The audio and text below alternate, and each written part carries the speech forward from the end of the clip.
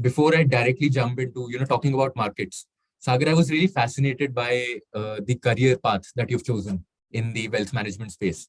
You started off in sell side. Pehle you were working for the Lal Street, then went into antique stockbroking, Motilal Oswal, and then pivoted to the buy side of the things, where you were managing huge amount of money at Daiwa, and then now you are proud owner and founder of Rupeeting, doing wonders on our platform. So, starting here, wanted to understand how that pivot has been from being a sell side guy to a buy side guy. Yeah, no, it's quite a transformational journey because the role is so different, and it's quite stark a difference being in the same industry, and that's what's the surprising and exciting part. And I think while being on one side, you dream of being on the other, and when you hop onto the other, you were like, "Yeah, those days were great as well." So it's always, but yeah, I think the decision was good. There are several differences between the two. I think the trigger for me moving from sell side to buy side primarily was the fact that on the sell side you're covering one or two or three sectors maybe, right? And you're becoming an expert in that particular sector, and you're advising your buy side clients, which are mutual funds, insurance companies, or even FIIs, on how to allocate their money in that particular sector.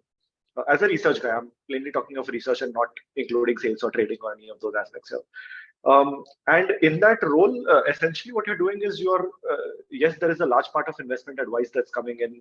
You are very close to all the action. You are arranging for liquidity, and a lot of intelligence goes into the kind of in-depth research that we do. But at the same time, you're not directly responsible for managing money, right?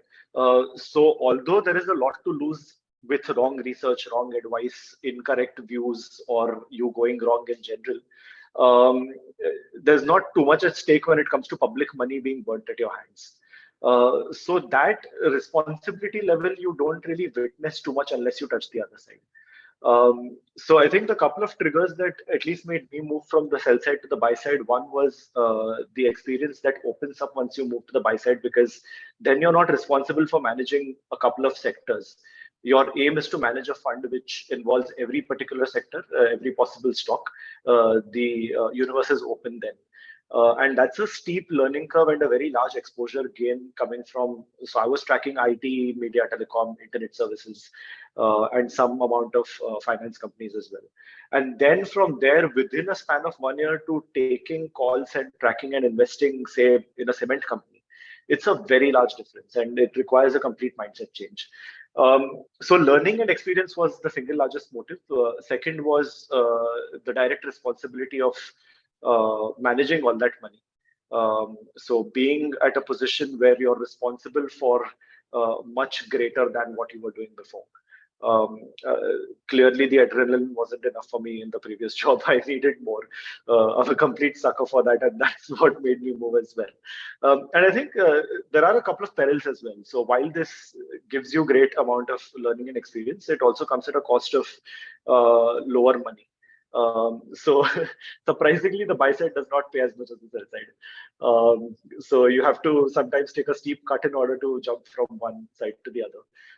But it also comes at a point where at Motilal Oswal or Antique, I was probably spending about, on average, 18 hours working a day. And that came down dramatically to about 8 hours.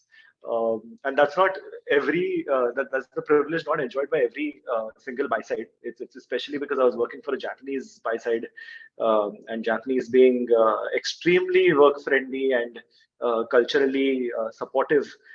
They had strict rules of not spending even one more minute beyond 8 hours in office. So yeah, that was the intent of buy side to sell side to buy side.